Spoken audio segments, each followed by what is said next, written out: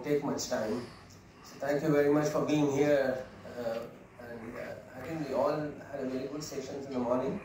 And so my topic is management and learning web tools. So I'll just take maybe 15-20 minutes to hurry up on these things. So libraries or anywhere, the technologies are very important. So we heard that, yes, we all know that there was a printing press invented about 600 some years ago. Gutenberg was the person who invented the printing machine. But I think that was not just a printing machine, it was, or it is, basically an employment machine.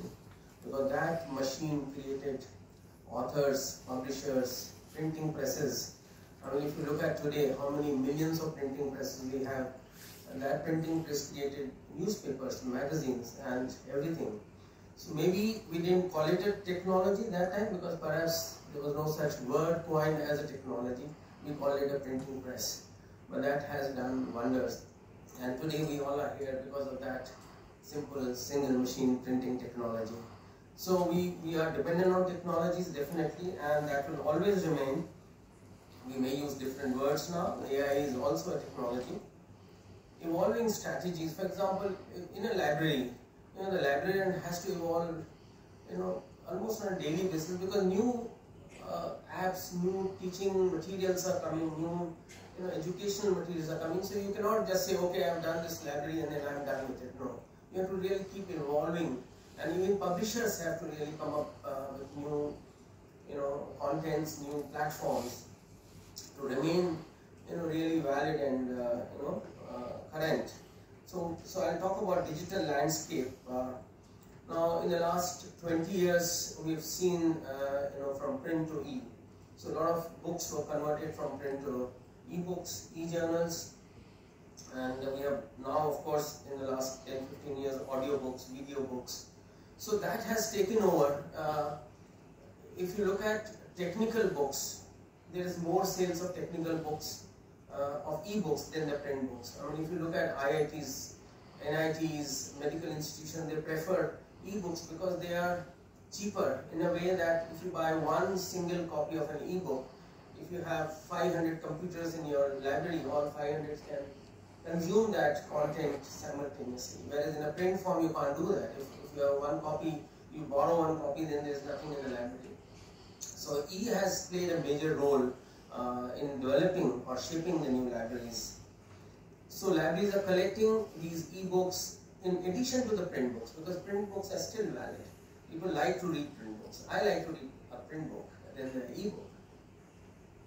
Now, using automated systems and AI to improve cataloging, because library has millions of books nowadays. If you look at e-books, they will have millions of e-books, millions of journal articles. So they need some kind of software to really, update themselves, update the users. So that's very important.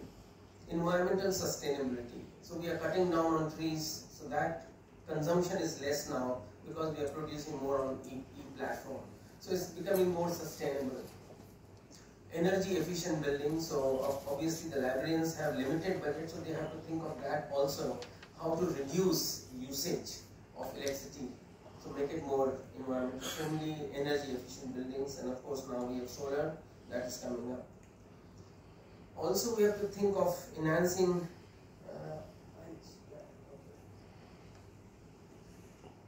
the management of big data analytics to better understand user needs. Now users are very demanding nowadays. They demand so many things. Earlier, librarian only had print books and print journals. So the demand was only that. Today, librarian has a demand for e-books, audiobooks, video books, pods, and so on and so forth. So it's a big job for librarian. When e-platform came into India or in other countries, there was a big noise that now we don't need librarians. Everybody thought, librarian kya karega? Sab to e mein hai. But librarians are the most important person in the campus today, because they are doing so much to deliver. Even deans and professors and directors now depend on librarians, right, Gaur sahab? एक तो बोलता 20 साल पहले labyrinth क्या करेगा, labyrinth चाहिए, but labyrinth is the most important. The students, when you enter IIT, the first thing you meet is the librarian. He guides you, you know, how to find the material. So they have to understand user needs. Open access, open source is the current thing. Yes, open source software is available, but then how do you find it? You need some guidance there. Reduce costs, reshaping of libraries. In the last 10-15 years, we have seen libraries infrastructure being changed. Many libraries have now cafes inside. Many libraries have even small screens, so that students want to see any educational video, they have this facility. They have small conference rooms where 4 or 5 students can interact, or even much larger where they interact with the professor. So things are changing now, so that you are relevant in this digital age. Now coming to, I just changed here, teaching and learning web tools. So this is the latest, there are so many web tools for learning and for teaching. So basically they are nothing but an online applications used for formal and informal education. Today I want to learn anything, I can just go to online and pick up any subject, economics, management, law, I can learn. So that becomes an informal. I am not a lawyer, but I just want to learn a little bit about law. I can do that, medicine, engineering. So you have these platforms called Moodle, which is open source platform for creating personalized learning environment. You have Canva, a cloud-based LMS that supports teaching and learning. Google Classroom, you all know that we use that. Socrative, an app for creating quizzes and polls. We have seen that many times. Even in the offices, we use that for creating quizzes or polls. Even in the conferences, we have done that. Zoom is the most common, almost free. So people use that also. In the universities also, we are using that. We are now doing a lot of meetings through Zoom with the universities, with the government departments. Earlier, we used to physically go there.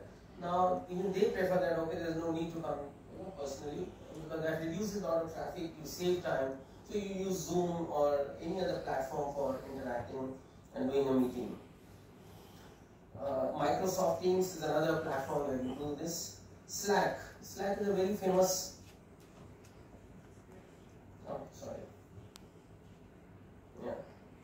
Slack is a very famous, perhaps not in India, but overseas definitely students particularly use this messaging app for teams, students and teachers. So they collaborate and use this particular Slack. Prezi is a presentation tool, dynamic and non-linear, very useful. Canva, a design platform. So if you want to create a PPT with a lot of designs, you could use this, because it has graphics and design platform. Powtoon. Now if I want to create even a book or a PPT with cartoons, created animated videos, I could use this platform. Then we have learning platforms, Swayam Plus. I think this is the Government of India initiative. I think all of us know about it. Now this is one of the best platforms to really take a course, and most of the courses are free, and all these courses are approved. So it's not that I just create a course and just put it there. No, these are approved by certain agencies. Most of the courses are free. Some courses are free, and then if you really want to complete the course, then you pay some money. So, and you get the credits also. So sitting at home, you could actually go to some platform, use the platform, conduct take your exam, and you get credits. And you can use the credits for your next course. So that's really very good platform. Then you have Coursera. A lot of people know about it. They have maybe 4,000 or 5,000 different courses. So it's amazing. Udemy, edX. Then you have a lot of referencing and citation tools which are used by researchers in the libraries, by authors, by scientists. If you're writing an article, you need SciFlow, EndNote, which is quite common and known, Google Scholar, Scopus is quite famous, Mendeley, Clarivate, Web of Science is very important, Profi. Many of the tools, there are so many tools actually, and even from here, many of the tools are free. You just register and start using that. So a lot of material is available free nowadays on the web, internet, which could be used. Then there are self-learning platforms. I want to learn English, speaking, reading, writing. So there is this platform called Langpool. It's also available on Swayam. And it is only for, like, if you look at the cost, it's just 400 rupees per year per user. And it gives you certification, it gives you credits. Then you have Duolingo for various languages, Oral, very famous by Pearson Company. Khan Academy is very well known to all of us, which is most affordable and liked by almost everyone. Then we have plagiarism. Morning also people were talking about plagiarism, which is rampant nowadays because of AI, because of internet. It's easy to copy and paste. But because of the internet, it is also easy to check on the plagiarism. Tools are available. Within seconds, we can check whether this content or this article is copied or not. If it is copied, from what source, how much, what is the percentage of copying. So all that can be, diagnosed within a few seconds. So for that, Turnitin, the most famous, very company which is maybe 25, 30 years old, is very popular. Then Drillbit, which is Indian company made in India. This Drillbit is now approved by Ministry of Education. So almost 1200 or 1100 plus universities are using Drillbit to check plagiarism. It's approved by them. Also, there is a lot of plagiarism of the images, not just text.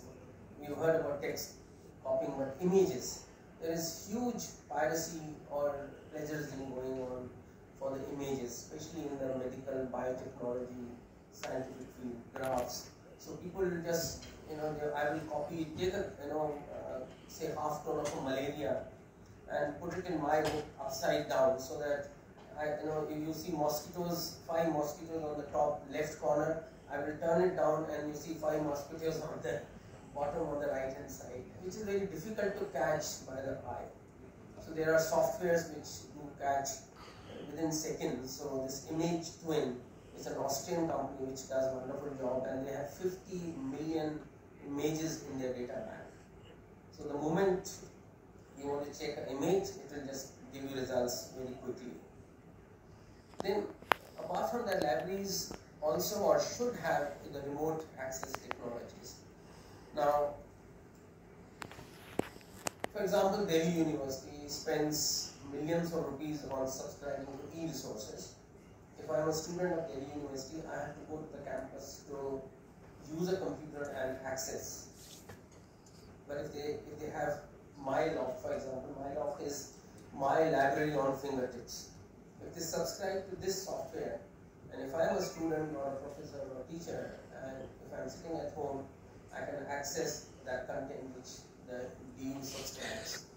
With that, the usage goes up. Because I am sitting at home, luxury of my home, and I am doing research or reading something. So obviously it is a benefit. Or if I am traveling as a professor, I am in Germany somewhere, I can still access. If there is a COVID, what do? You don't go to the library. So during COVID, any library which had this system, the usage was very high. And more libraries came to subscribe to MyLoft because they saw there is a benefit to this. And it doesn't cost much. So remote access is another platform for accessing. Easy Proxy is another one to access remotely. Then you have many language writing tools. Trinka is one of them. It's made in India product. You have APA Style Guide, you have Chicago Style Guides. They help you to write and get it published in different journals. Grammarly, we all know we use Grammarly. So that also helps in your writing. Apart from that, you, as a researcher, you need a lot of data, because what you are writing, what you are researching, is your data current? If it is not current and you publish an article, the publisher could be in trouble, yourself could be in trouble, then what kind of data you have provided. So for that we have this, all that stats. It's a German company. They have a huge data which they provide, and it's updated, every few seconds. It's not just raw data, it's updated. Then India Stats is an Indian company, I think somewhere in Bangalore. They also have a good data set for that. Then you have RFID. I think all of us know RFID. Is there anyone who doesn't know about RFID? So RFID is used in the university. They buy this system basically to check theft. How many books are there in the library end of the year? How many books were stolen? But I think there's a much larger purpose of RFID is to find, at what particular time there is more traffic in the library. It gives you a lot of analytics, but unfortunately, most of the libraries I've seen, they just say that, oh, we were able to figure out that we lost books worth 5 lakhs. But they spend 1 crore on system, and then they spend 10 lakh on maintenance. End of the day, they lost only books worth 5 lakhs. But I think the other RFID purpose is to find the timings at which particular time there's more traffic, so that you assign, your staff to handle that traffic. What kind of books being used? Are they economic, social science? Which particular titles? Which authors' titles? Is it being visited by females or males? At what time? If it is at a particular time, suppose there are more females in the library, you need maybe more female staff to handle that crowd. So it does a lot of good things. So RFID is very common, and many libraries are using it. And of course, end of the day, you save money on employees, because it gives you can loan a book on your own and deliver it back on your own, and it gives you a slip that you borrowed this book and you have returned it now. So you are free from that. So universities save money on that also, but it is very effective and gives a lot of analytics. So that's it for the time. We had a very short time, so thank you very much for listening, and I hope you had a good day. Thank you very much, and let's all have a good evening. Thank you very much.